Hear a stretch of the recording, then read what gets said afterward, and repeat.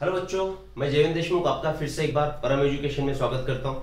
आज के लेक्चर में हम बात करेंगे आपका क्लास 9 का 13 चैप्टर जो है कार्बन एंड इंपॉर्टेंट एलिमेंट।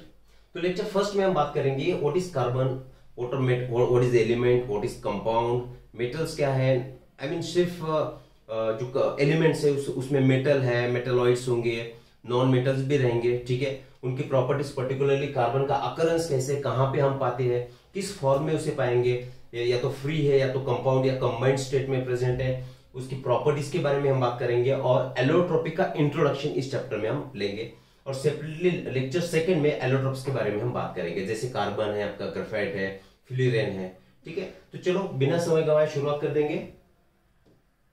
हाँ, और एक चीज, चैप्टर में जितने भी चीजें दी हुई होगी, जैसे कि ट्राई दिस या तो कोई एक्सपेरिमेंट प्रैक्टिस के तौर पे आप लोगों को दिया होता है, उसके बाद में कैन यू रिकॉल, सब क्वेश्चंस का आंसर देने की हम यहाँ पे कोशिश करेंगे, ठीक है। तो आपको फील भी आएगा कि हम स्टेट बोर्ड की बुक से ही पढ़ रहे हैं, और सामने नोट्स भी बनी रहेगी। यहाँ पे मैंने पूरी शॉर्ट में नोट्स बनाई है, आपको थ्योरी के लिए भी काम आएगी। हाईलाइटेड पॉइंट्स भी है कि जिसपे हमें ज्यादा स्ट्रेस देना है, जो करके 11th और 12th में भी इसका उपयोग हमें हो, ठीक है। चलो शुरुआत करते हैं। What is, can you recall में आपको पहला क्वेश्चन दिया है, what is an element. Element क्या है? एलिमेंट क्या है? तो एलिमेंट मतलब ऐसा सब्सटेंस, ऐसा स्ट्रक्चर जो सिमिलर टाइप ऑफ एटम से बना हुआ है। उदाहरण, ये for example these are different atoms, different I mean same atoms, same atom से एक ही अगर चीज बनेगी, मान के चलेंगे इतने एटम से एक चीज बनी, तो ये जो सिमिलर, ये जो कंपोजिशन बना, टोटल मिला के जितने भी अपने ये एटम्स है, सब एटम सिमिलर है, और उससे जो कंपोजिशन बना, उससे जो स्ट्रक्चर बना, उसे हम बोलेंगे एलिमेंट। और एलिमेंट की खासियत ये होगी कि एलिमेंट को हम तोड़ करके फिजिकल प्रोसेस या केमिकल प्रोसेस, किसी भी प्रोसेस से तोड़ के और सिंपलर फॉर्म में नहीं ला सकते हैं। फिर से एक बार, what is element? Element is the simplest form of substance in which there is a presence of similar types of atoms। एक जैसे ही एटम्स उसमें मौजूद हो गया, ऐसा जो स्ट्रक्चर बनेगा उसे हम बोलेंगे एलिमेंट। Clear this? और कोई भी फिजिकल या तो केमिकल प्रोसेस है, कोई केमिकल रिएक्शन है या तो कोई फिजिकल एक फैक्टर है, तो उसे इससे सिंपलर फॉर्म में नहीं ला पाएगा, ठीक। तो उसे हम बोलेंगे एलिमेंट। अब एलिमेंट देखो, element can be metals, non metals और मेटलॉइड्स। इसके बारे में 10th क्लास में आप वैसे पढ़ोगी। मेटल्स क्या है, पीरियोडिक टेबल में भी उनकी पोजीशनिंग आप पढ़ेंगे। मेटल्स, अब यहाँ पे क्या है, on the left side of periodic table, periodic table जो है जिसमें पूरी एलिमेंट्स की जानकारी है, ठीक है। तो on the left side of periodic table जो आप फाइंड करोगे वो आपके बनेंगे मेटल्स, मेटल्स रहेंगे। उदाहरण है उसका सोडियम है, कैल्शियम है, मैग्नीशियम है। एक्सट्रीम राइट में, राइट साइड में अगर जाओगे तो आप पाएंगे वहां पर नॉन मेटल का एग्जिस्टेंस है, नॉन मेटल, ठीक है। तो नॉन मेटल में कौन आएगा? कार्बन है, क्लोरीन है और ऑक्सीजन है। तो एक तो प्रॉपर्टी बनी कार्बन की कि it is a non metal, ठीक है। मेटलॉइड्स भी होंगे कि जो कैरेक्टर, मेटल और नॉन मेटल दोनों के भी अगर कैरेक्टर, उनके गुणधर्म शेयर करने वाले जितने भी एलिमेंट्स होंगे उन्हें हम बोलेंगे मेटलॉइड्स, जैसे कि सिलिकॉन है, आर्सेनिक है, एंटीमनी है। और पीरियोडिक टेबल में लेफ्ट और राइट साइड को डिसेक्ट करने वाले, डिवाइड करने वाली जो डायगोनल लाइन होगी, तो ये वहां पे मेटलॉइड्स मौजूद रहेंगे। यहां तक ठीक है। तो ये तो बात हुई हमारी सिंपल जो कैन यू रिकॉल उस क्वेश्चन की। अब नेक्स्ट क्वेश्चन हम देखेंगे। नेक्स्ट क्वेश्चन की बात करते हैं, what remains behind on complete combustion of any organic compound. ये नेक्स्ट क्वेश्चन है आपका कैन यू रिकॉल में। कैन यू रिकॉल का मतलब हुआ, आप लोग इसे पढ़ चुके हो। कंबशन, कंबशन करना मतलब उसे कंप्लीट तरीके से जला देना, उसे जलाना। अगर कोई भी ऑर्गेनिक कंपाउंड, अब और एक चीज ध्यान में रखनी है, ऑर्गेनिक कंपाउंड का अर्थ होगा, मतलब होगा कि जिसमें कौन प्रेजेंट है? कार्बन प्रेजेंट है, ठीक है। Carbon containing compounds are called as organic compounds. अगर कोई ऑर्गेनिक कंपाउंड आप उठाते हो, फॉर एग्जांपल कोई प्लांट का पार्ट उठाते हो, पत्ता लेते हो, लीफ लेते हो, उसकी ब्रांच लेते हो, या तो एनिमल बॉडी का कोई भी पार्ट लेते हो, उसे हम बोलेंगे ऑर्गेनिक कंपाउंड। क्योंकि ऑर्गेनिक कंपाउंड वैसे भी हम कहां पे पाएंगे? तो लिविंग बॉडीज में, प्लांट हो सकती है, एनिमल हो सकती है। प्लांट बॉडी, एनिमल बॉडी, इससे पाने वाले सब्सटेंसेस और उनके जो प्रोडक्ट होंगे, या तो इनडायरेक्टली उनसे ऑब्टेन किए हुए जो प्रोडक्ट रहेंगे, तो उसमें जो भी कंपाउंड्स प्रेजेंट है उसे हम बोलेंगे ऑर्गेनिक कंपाउंड्स, जिसमें कौन मौजूद है? कार्बन मौजूद है, ठीक है। तो अगर कार्बन कंपाउंड को हम जला देंगे तो उसके बाद क्या होगा? उसके बाद क्या रहेगा? तो एक ब्लैक सब्सटेंस बचेगा, और ब्लैक नेचर ब्लैक सब्सटेंस जो बचेगा उसका कलर ब्लैक इसलिए होगा कि उसमें कार्बन की मौजूदगी है। यहां तक क्लियर है। अब what type of element is carbon, carbon किस तरीके का एलिमेंट है, तो हम इसे सादी भाषा में, सिंपल भाषा में बोलेंगे it is a non metal. ठीक है, give some information about it. अब इंफॉर्मेशन देने की अगर बात रही तो यहाँ पे मेंशन हम कर चुके, इसका सिंबल सी है, इसे डिनोट करेंगे हम सी लेटर से। इसका एटॉमिक नंबर 6 है। इसका एटॉमिक मास नंबर जो होगा, एटॉमिक मास नंबर इज 12। इसका इलेक्ट्रॉनिक कॉन्फ़िगरेशन के बारे में आपको पता होगा, इलेक्ट्रॉनिक कॉन्फ़िगरेशन। तो इलेक्ट्रॉनिक कॉन्फ़िगरेशन जो होगा, ठीक है, तो इसका एटॉमिक नंबर है 6, तो इलेक्ट्रॉनिक कॉन्फ़िगरेशन रहेगा 2 और 4। ठीक है, अब 2 और 4 है, आउटर ऑर्बिट में 4 इलेक्ट्रॉन्स प्रेजेंट है, तो इसकी वैलेंसी कितनी होगी, तो इसकी वैलेंसी होगी 4, इसलिए हमने बोल दिया this is tetravalent. What is valency, gain और loss of electron is what is valency. ठीक है, तो वैलेंसी इसकी 4 बनी। इलेक्ट्रॉनिक कॉन्फ़िगरेशन देख लिया, it is non metal compound, atomic number भी देखा, और it belongs to 14th group of periodic table. Periodic table में इसकी जो पोजीशनिंग होगी, इसका जो स्थान होगा, तो कहां होगा, 14th नंबर के ग्रुप में होगा। तो ये थोड़ी सी जानकारी। अब ये हो गया अपना कैन यू रिकॉल। ठीक, आगे बढ़ते हैं। वेल ट्राई दिस, अब ट्राई करना है। अब जो भी एक्सपेरिमेंट्स यहाँ पे दिए होते हैं, तो हम बात किस बारे में हो रही है, हमारी बात हो रही है कार्बन के बारे में।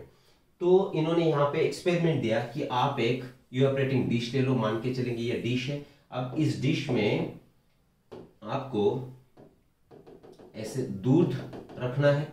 अब इसे हीट देंगे हम,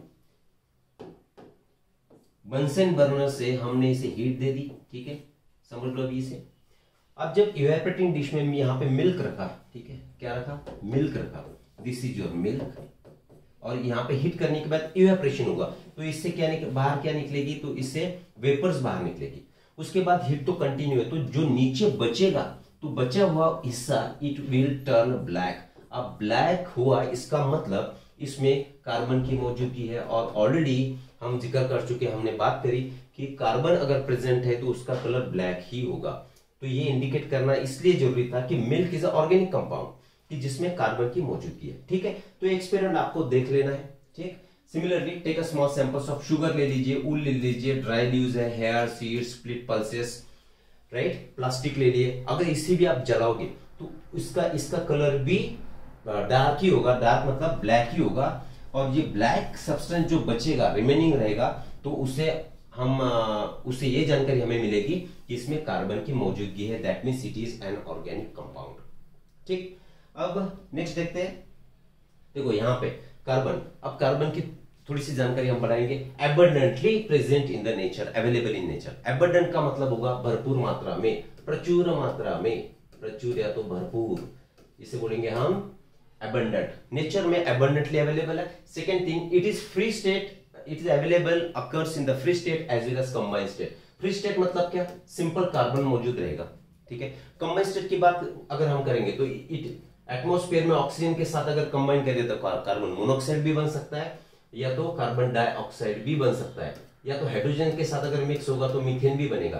तो ये इनके बीच में बॉन्डिंग हो करके ये कंबाइंड स्टेट में आएगा। फ्री भी हो सकता है, कंबाइंड स्टेट में भी हो सकता है। अब यहाँ पे आपको एक एक्टिविटी दी है, जितने भी डेली यूसेज की हमारी मटेरियल से जो भी है, तो इसकी लिस्ट बनाना है। कोई मेटेलिक ऑब्जेक्ट होगा, इनके लिस्ट यहाँ पर बना लीजिए। कोई मट्टी के बर्तन होंगे, मट्टी के ऑब्जेक्ट्स होंगे, या तो ग्लास ऑब्जेक्ट होंगे रूटीन यूज करने वाले, यहाँ पे लिस्ट बना लो। कोई अदर सब्सटेंस है जो हमारे डेली लाइफ में हम जिसका वापर करेंगे, तो इसकी लिस्ट बनाइए। लिस्ट बनाने का उद्देश्य है कि आप पाएंगे हर एक चीज में, almost all things will carry carbon. हर एक चीज में जो भी आप डेली यूज करते हो, इसमें आप कार्बन पाओगे। ठीक, अब ये इंफॉर्मेशन जो कि already we have given, symbol है देखिए सी, एटॉमिक नंबर है 6, एटॉमिक मास है 12, इलेक्ट्रॉनिक कॉन्फ़िगरेशन है 2,4, वैलेंसी है 4, और non metallic property, it belongs to the non metallic element. Clear है, आगे बढ़ते। कैन यू टेल, फिर से अभी can you tell me what is compound, how are compounds form. Compound उस चीज को हम बोलेंगे, मान के चलेंगे कि ए एलिमेंट है और ये बी एलिमेंट है। ठीक है, ए और बी एलिमेंट, इनमें अगर कोई हम केमिकल रिएक्शन कराएंगे, केमिकल रिएक्शन और इससे प्रोडक्ट बनेगा। जो भी प्रोडक्ट बनेगा उसे हम बोलेंगे कंपाउंड।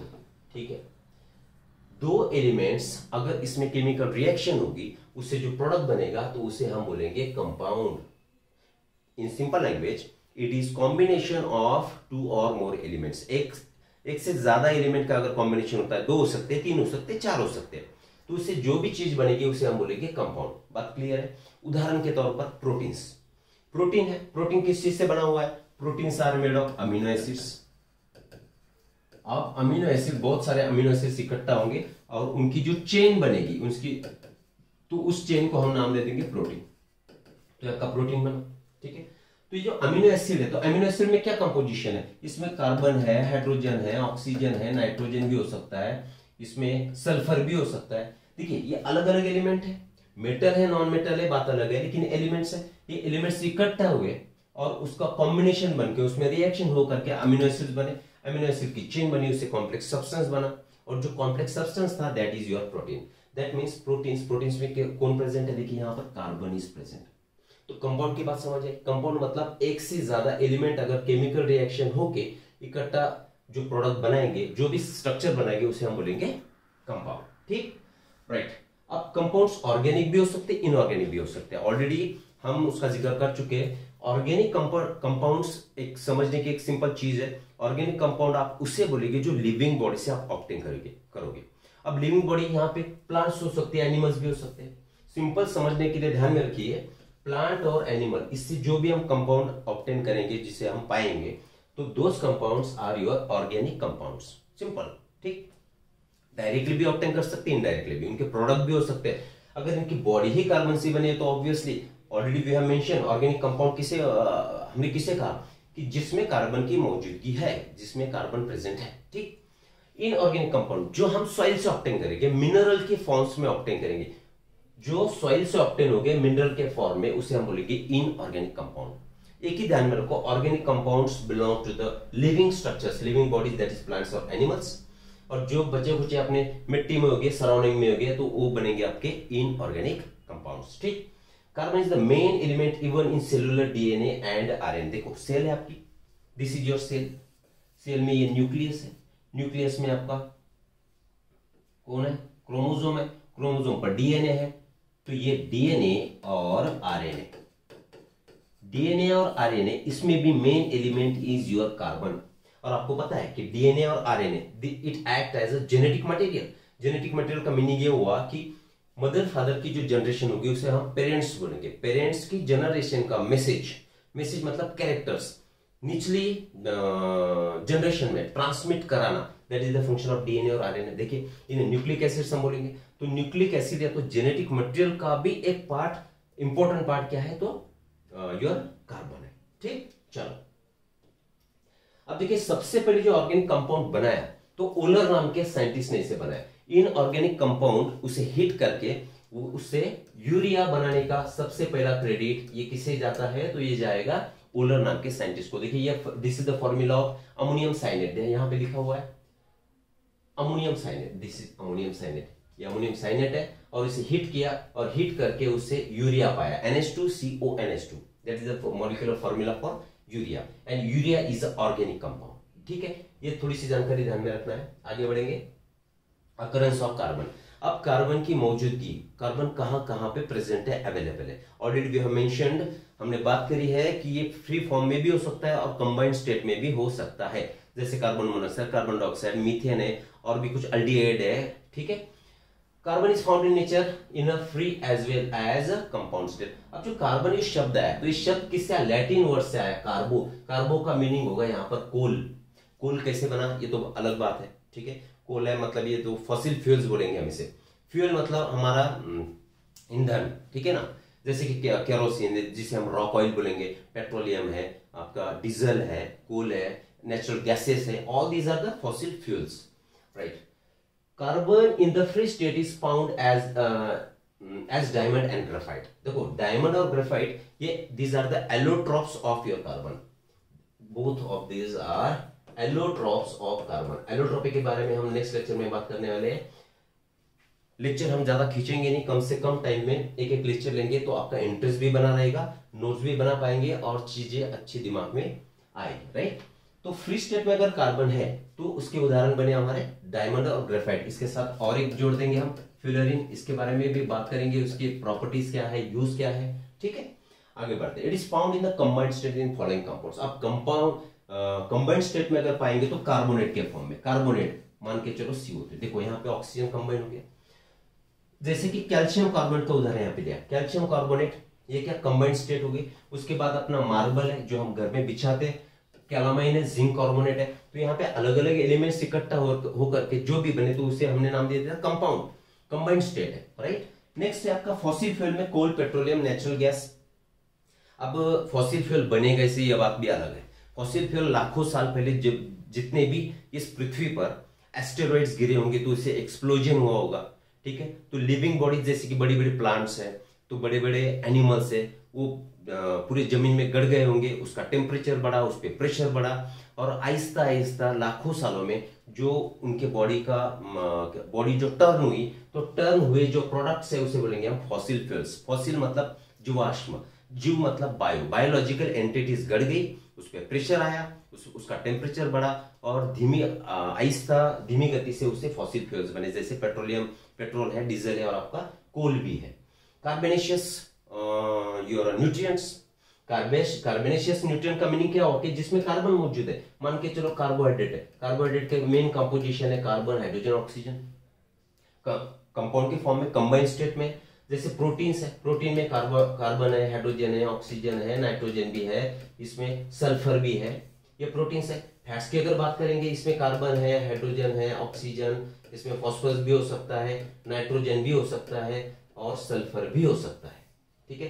तो एक चीज अगर गौर करेंगे तो न्यूट्रिएंट्स जो है, जो डेली लाइफ में हम यूज करते हैं, जैसे ये कार्बोहाइड्रेट्स, प्रोटीन्स और फैट्स, इनमें मेन कंपोजिशन जिसका है वो होगा आपका कार्बन होगा, क्योंकि इससे कोई भी चीज आप जलाओ इसका कलर होगा ब्लैक, और ब्लैक कलर इंडिकेट क्या करेगा कि प्रेजेंस ऑफ कार्बन, कि इसमें कार्बन की मौजूदगी है, ठीक। चलो, नेचुरल फाइबर्स भी है, जैसे कि कॉटन है। कॉटन किससे बना हुआ है? कॉटन ये भी ग्लूकोज से बना हुआ है। ग्लूकोज के मॉलिक्यूल्स, मोनोमर्स, बहुत सारे, एक ग्लूकोज दूसरा ग्लूकोज, जैसी एक लंबी चेन बनी और उससे एक थ्रेड बना कॉटन का। तो ये भी क्या है, इसमें भी मेन एलिमेंट है कार्बन। दूसरा ऊल है, ऊल मतलब अपना क्या बोलेंगे उसे, जो इससे लैम से हम ऑब्टेन करते हैं। सिल्क है, इन सब में भी कार्बन की कंपाउंड स्टेट में मौजूदगी है, ठीक। आगे बढ़ते हैं। अब अकरेंस ऑफ कार्बन में next earth crust. Earth crust मतलब सीधी सीधी भाषा में हम सॉइल बोलेंगे, मट्टी बोलेंगे। अब इसमें अप्रोक्सीमेटली एक अंदाजन 1.27% तक के आपके कार्बोनेट, कोल और पेट्रोलियम के फॉर्म में कंबाइंड स्टेट में आप कार्बन पाओगे। नेक्स्ट है हमारा एटमॉस्फेयर। एटमॉस्फेयर में मेन कौन है हमारा, तो कार्बन डाइऑक्साइड। कार्बन डाइऑक्साइड की जो कॉन्सेंट्रेशन है, जो क्वांटिटी है, that goes to 0.03 to 0.04%। Carbon monoxide भी हो सकता है, ठीक है। वैसे भी जब ये पृथ्वी का निर्माण हो रहा था तो सबसे पहले कौन था, अमोनिया आया। अमोनिया, कार्बन की बात नहीं हो रही है यहाँ पर, एक पृथ्वी के निर्माण की बात हो रही है। अमोनिया था, मीथेन था, कार्बन डाइऑक्साइड था, क्योंकि शुरू में तो ऑक्सीजन बिल्कुल भी नहीं था, लेकिन फ्री ऑक्सीजन नहीं था, कंबाइंड स्टेट में था। तो देखो यहाँ पे कार्बन है, यहाँ पे भी कार्बन है, तो कार्बन की मौजूदगी हर जगह या तो फ्री फॉर्म में है या तो कंबाइंड स्टेट में, ठीक। Some types of plants which grow on the oceanic floor, जो समंदर में, ठीक है, जो समंदर में उसके फ्लोर पे जो प्लांट बढ़ेगी तो ये भी पीछे क्या छोड़ जाएगी, कैल्शियम कार्बोनेट। और बहुत सारे एनिमल्स भी ऐसे हो गए, फॉर एग्जांपल क्रैब का उदाहरण लेंगे, तो क्रैब का जो शेल बना होता है, क्रैब तो आपने देखा होगा, उसका जो शेल है, तो ये शेल भी तो कैल्शियम कार्बोनेट से बना हुआ है, मतलब ये भी क्या हो गई, कंबाइंड स्टेट हो गई। तो यहां तक की चीजें समझ आई होगी, आशा करता हूं। देखते आगे क्या है। अब प्रॉपर्टीज ऑफ कार्बन। कार्बन की प्रॉपर्टीज में हम देखेंगे allotropic nature. What is allotropy? देखो, एक एलिमेंट है, फॉर एग्जांपल ए एलिमेंट है, ठीक, तो ये अलग अलग फिजिकल फॉर्म में मौजूद हो सकता है, अलग अलग फिजिकल फॉर्म्स, जैसे बी फॉर्म में मौजूद रह सकता है, सी फॉर्म में भी, डी फॉर्म में भी और ई फॉर्म में भी रह सकता है, ठीक है। तो ये जो अलग अलग फॉर्म्स है, इनकी फिजिकल प्रॉपर्टीज, तो फिजिकल प्रॉपर्टीज ऑब्वियसली डिफरेंट रहेगी, फिजिकल प्रॉपर्टीज डिफरेंट। लेकिन देखो, एक ही एलिमेंट से बनी हुई चीज है, एलोट्रोप किससे बोलेंगे, कोई एलिमेंट है, फॉर हमारी बात हो रही है कार्बन के बारे में, तो ये कार्बन है। तो कार्बन, अभी एलोट्रॉप्स की बात करेंगे तो डायमंड के फॉर्म में भी प्रेजेंट है, डायमंड भी बोलेंगे एलोट्रॉप को। एक को बोलेंगे हम ग्रेफाइट है, और तीसरा जो हम जिक्र करेंगे नेक्स्ट लेक्चर में तो वो होगा आपका फ्यूलरिन। मतलब ये तीन क्या बने, एलोट्रॉप्स बने। तो इसका फिजिकल नेचर इज डिफरेंट, लेकिन तीनों भी किस चीज से बने हैं, कार्बन। तो केमिकल नेचर तो इसका चेंज नहीं होना है। डायमंड भी बना अलग अलग स्ट्रक्चर में, कार्बन के स्ट्रक्चर से बना हुआ है। ग्रेफाइट बना बॉन्ड्स, मतलब कम अधिक बॉन्ड हो सकते हैं, जैसे डायमंड में 4 बॉन्ड्स है ना, चार एटम्स कार्बन के इकट्ठा हुए, यहाँ पे 3 एटम इकट्ठा बॉन्डिंग करेंगे। फ्लोरीन में एक 60 कार्बन इकट्ठा होकर बॉल लाइक स्ट्रक्चर बनाएंगे। कहने का मतलब ये हो रहा है सब ये तीनों भी एलोट्रॉप्स, एलो माने डिफरेंट, चलो यहाँ पे लिख लेते हैं। एलो का यहाँ पे मतलब हुआ डिफरेंट, डिफरेंट फिजिकल फॉर्म में मौजूद होने वाले जितने भी एलिमेंट्स हैं उसे हम बोलेंगे एलोट्रॉप्स, एंड वो फिनोमेनन जो होगा उसे बोलेंगे हम एलोट्रॉपिक। फिर से एक बार, what is allotrope? Same element से डिफरेंट स्ट्रक्चर में मौजूद होने वाले जो भी स्ट्रक्चर्स रहेंगे उसे हम बोलेंगे एलोट्रॉप्स, जिनकी फिजिकल प्रॉपर्टीज डिफरेंट रहेगी लेकिन केमिकल प्रॉपर्टीज सेम रहेगी। केमिकल शॉर्ट में लिखेंगे, प्रॉपर्टीज आर सिमिलर और सेम। क्यों केमिकल प्रॉपर्टीज सेम है? क्योंकि एक ही तो केमिकल से बनी, इसे केमिकल बोलो। एक ही केमिकल से बने तो केमिकल प्रॉपर्टी सिमिलर है, और फिजिकल उनका स्ट्रक्चर, एक्सटर्नल स्ट्रक्चर अलग है, उनकी बॉन्डिंग अलग है। बॉन्डिंग इन द सेंस कि पैटर्न ऑफ फॉर्मेशन, जो बनने की जो प्रक्रिया वो अलग है, इसलिए उनकी केमिकल प्रॉपर्टीज सेम है लेकिन physical properties are different, right. Sulphur and phosphorus also exhibit allotropy. Sulphur और फॉस्फोरस जो है आपका, ये भी एलोट्रॉपी शो करेगा। अब नेक्स्ट लेक्चर में हम बात करेंगे एलोट्रॉपिक नेचर, मतलब डायमंड का स्ट्रक्चर कैसा है, उसकी प्रॉपर्टीज क्या है, उसकी यूटिलिटी क्या है, उसका वापर क्या है, यूज क्या है। उसके बाद ग्रेफाइट और फ्लोरीन नेक्स्ट लेक्चर में हम इसे देखेंगे। ठीक है, तब तक के लिए